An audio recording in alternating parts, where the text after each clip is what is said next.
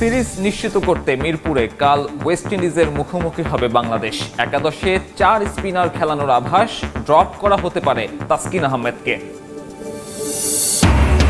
ক্যারিবিয়ানদের বিপক্ষে home advantage নেয়াতে অসুবিধা নেই, বিশ্বকাপ নিশ্চিতে সঠিক পথেই বাংলাদেশ, বললেন পাইলট। ব্যাটারদের গেম সেন্স বাড়ানোর পরামর্শ। জাভেরি মাম্মাদের মনে প্রাণে একটাই slogan, it's time to make history. 90 মিনিটের লড়াই শেষ। সান্তিয়াগোর এস্তাদিও ন্যাশনাল হুলিও মার্তিনেস প্রাদোনোসে বেজে উঠল শেষ বাঁশি। মরক্কান ফুটবল লিখল সেই ইতিহাস। শ্বাসরুদ্ধকর ফাইনালে 6 বারের চ্যাম্পিয়ন আর্জেন্টিনাকে হারিয়ে দিয়ে প্রথমবারের মতো জার্সিতে লাগিয়ে নিল চ্যাম্পিয়ন ব্যাজ। মরক্কোই প্রথম কোনো আরব দেশ যাদের হাতে উঠে গেল অনূর্ধ্ব-20 বিশ্বকাপের ট্রফি। 2009 সালে ঘানার পর দ্বিতীয় আফ্রিকান নেশন হিসেবে এই দেশটাই এখন যুবাদের বিশ্ব চ্যাম্পিয়ন। মেসিদের দেশের বিপক্ষে ইতিহাসের শুরুটা হয় মেসির ডাইহার্ড ফ্যানের পা থেকে। ম্যাচের 12 মিনিটেই মরক্কোকে লিড এনে দেন ইয়াসির জাভেরি। 1 গোলের ভরসা কই। প্রথমার্ধেই মাম্মার অ্যাসিস্টে নিজের জোড়া আর লিড ডাবল করেন সেই জাভেরি। বল পজিশনে এগিয়ে থেকেও ম্যাচে ফিরতে পারছিল না আর্জেন্টিনা। মাস্তানতুয়ানো আর এচেভেরির অভাবে যেন ভুগছিল রেকর্ড চ্যাম্পিয়নরা।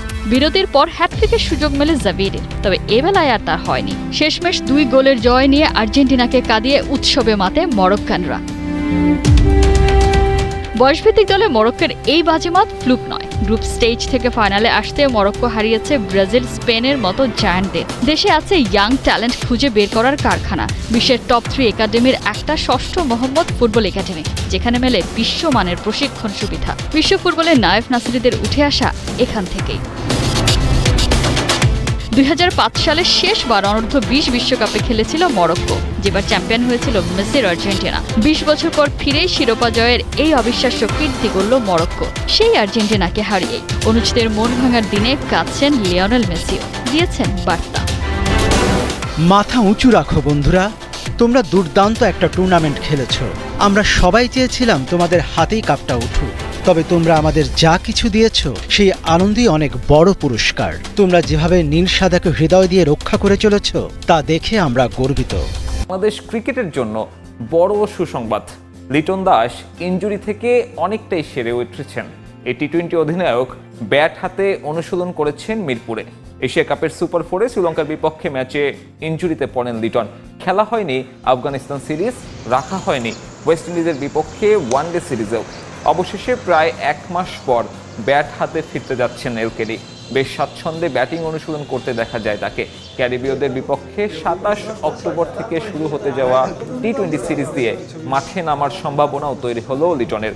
এদিকে দ্বিতীয় ওয়ানডে সামনে রেখে স্পিন ডিপার্টমেন্টের শক্তি বাড়াতে ডাকা হয়েছে নাসুম আহমেদকে। এশিয়া কাপ ও আফগানিস্তান সিরিজের পারফরমেন্সের কারণেই স্কোয়াডে ডাক পেলেন এই বাঁহাতি অর্থোডক্স।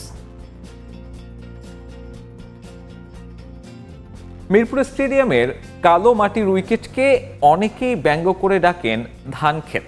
তবে বিসিবি পরিচালক খালেদ মাসুদ পাইলট বলছেন, ওয়ানডে বিশ্বকাপে সরাসরি খেলার পথে এগিয়ে যেতে পয়েন্টের হিসেব মাথায় রেখেই এই হোম সিরিজে সুবিধামতো পিচ তৈরি করা হচ্ছে।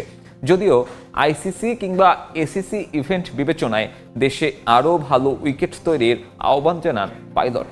ক্রিকেটারদের গেম সেন্সের উন্নতিতে আরও মনোযোগী হওয়ার পরামর্শ দিয়েছেন সাবেক এই অধিনায়ক। ধানক্ষেত যিনি বলেছেন তার পার্সোনাল ওপিনিয়ন, যে কোনো মানুষ তার ওপিনিয়ন দিতেই পারে। বাট আমি বলবো যে এই উইকেটটা কিন্তু যে 200 আমরা 7 রান করেছি, এই রানটা হয়তো 240-50 থাকতে পারে। নিয়ে সমালোচনায় সে জয় অনেকটাই আড়ালে। কালো মাটির উইকেটকে অনেকে বিদ্রুপ করে ডাকছেন ধানক্ষেত। সামাজিক মাধ্যমে মুশফিকুর রহিমের ব্যঙ্গাত্মক পোস্টেও পিচ নিয়ে আক্ষেপ স্পষ্ট। নাজমুল হাসান পাপনের আমলেও ব্যাপক সমালোচিত ছিল মিরপুরের পিচ। পরিবর্তনের বার্তা নিয়ে যাত্রা শুরু করা আমিনুল ইসলাম বুলবুলের বোর্ড আয়োজিত প্রথম সিরিজেও সেই দুর্নাম। কিভাবে দেখছে নতুন বোর্ড? কালো মাটির উইকেট হলে যে খারাপ হবে তা না, এই মাটির উইকেট কিন্তু চেঞ্জ করে না, কালো মাটিই ছিল আগেও। আগের কিরোটা যিনি করতেন হয়তো ঘাসটা ড্রাই করতেন, একটু ব্রাউন টাইপের আসতো, তখন এটা পুরো পিচের উপরে কালো পিচের উপরে শুকায় দিয়ে রোল করে, তখন ওটা সাদা টাইপের একটু চলে আসে। দেখে মনে তো হয়তো সাদা উইকেট, কিন্তু আসলে সাদা উইকেট না, ভিতরে কালো মাটিই ছিল, এই মাটিটাই ছিল।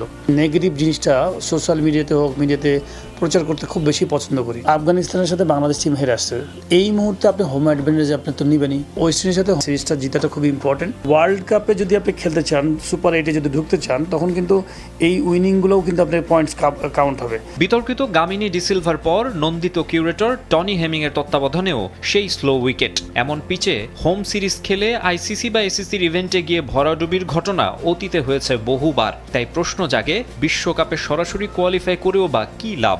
আসরে গিয়ে তো প্রতিবার সেই হতাশার গল্পই লেখে দল। বিসিবির সঠিক পরিচর্যা এবং পরিকল্পনার কারণেই রিশাদের মতো লেগ স্পিনার পেয়েছে বাংলাদেশ। বিভিন্ন ক্লাব এবং ফ্র্যাঞ্চাইজিদের কাছ থেকে অনুমতি সাহায্য না পেলেও ম্যানেজমেন্ট এবং নির্বাচকদের বিশ্বাস থাকায় কখনোই সমস্যায় পড়তে হয়নি রিশাদকে। মন্তব্য তৎকালীন প্রধান নির্বাচক মিনহাসুল আবেদিন নান্নুর। তবে রিশাদের আজকের এই পারফরমেন্সের জন্য মুশতাক আহমেদেরও অনেক কৃতিত্ব আছে বলে মনে করেন তিনি। ভবিষ্যতে রিশাদের মতো আরও লেগ স্পিনার চাইলে এখন থেকেই পরিকল্পনা সাজানোর পরামর্শ নান্নুর।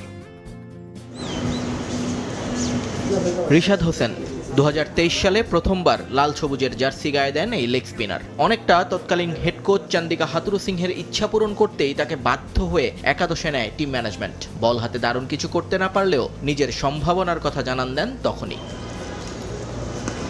ঠিক তখনই তাকে সবাই চিনেছে এটা মনে হয় বলাটা ঠিক হবে না, কারণ রিশাদ বিসিবির রাডারে ছিল 2018 থেকেই। নির্বাচকদের গুড বুকে লেগ স্পিনার হিসেবে বরাবরই তার অবস্থান শুরুর দিকে। জুবায়ের লিখন এবং আমিনুল বিপ্লবদের নিয়ে সমস্ত পরীক্ষা নিরীক্ষা ভণ্ডুল হয়ে যাওয়ার পর নির্বাচকদের একমাত্র আশার প্রদীপ হয়েছিলেন রিশাদ।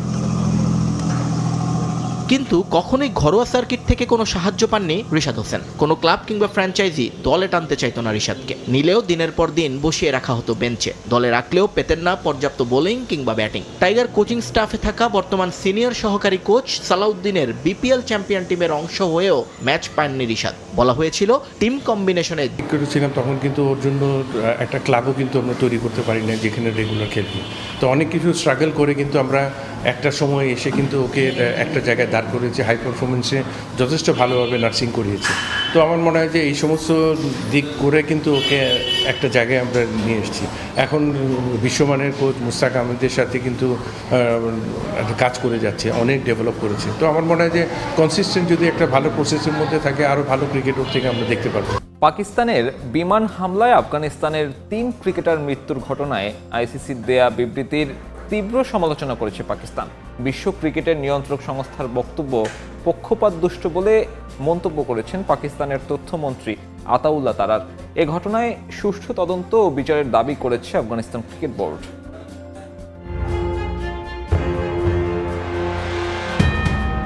নতুন করে দুই ক্রিকেট জাতির মাঝে শুরু হয়েছে সীমান্ত উত্তেজনা। ভারত পাকিস্তান সংঘাতের পর এবার পাকিস্তানের এয়ার স্ট্রাইকে নিহত হয়েছে আফগানিস্তানের 3 ক্রিকেটার, জানিয়ে সৃষ্টি হচ্ছে নতুন রাইভালরি। আগামী মাসে পাকিস্তানে শ্রীলঙ্কা সহ ট্রাইনেশন সিরিজে অংশ নেওয়ার কথা ছিল আফগানিস্তানের। তবে ক্রিকেটার নিহতের ঘটনার পর এসিবি বাতিল করেছে তাদের সেই সফর। সমবেদনা জানিয়েছেন আফগানিস্তানের ক্রিকেটাররা। রশিদ খান, মোহাম্মদ নবীরা সমর্থন জানিয়েছেন নিজ দেশকে। পাশাপাশি মন্তব্য এসেছে পাকিস্তানের ক্রিকেটারদের পক্ষ থেকেও।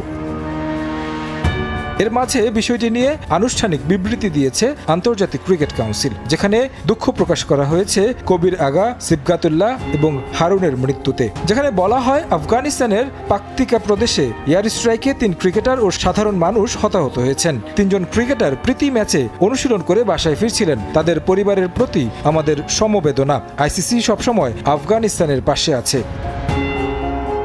এ ঘটনায় বেজায় চটেছে পাকিস্তান। একটি ক্রিকেট সংস্থা হয়ে আইসিসি এমন মন্তব্য করতে পারে না বলে মন্তব্য করেছেন পাকিস্তানের তথ্যমন্ত্রী আতাউল্লাহ তারার। তিনি সামাজিক মাধ্যম এক্সে জানান, আমরা আইসিসির এই বিবৃতি প্রত্যাখ্যান ও নিন্দা জানাচ্ছি, কারণ এতে এমন ইঙ্গিত ও দাবি করা হয়েছে যেন 3 আফগান ক্রিকেটার পাকিস্তানের হামলায় নিহত হয়েছে। আইসিসি স্বাধীনভাবে তদন্ত না করেই আফগান বোর্ডের দাবির ভিত্তিতে পাকিস্তানের উপর হামলার অভিযোগ এনে বিবৃতি দিয়েছে। এমন অভিযোগ আইসিসি করতে পারে না।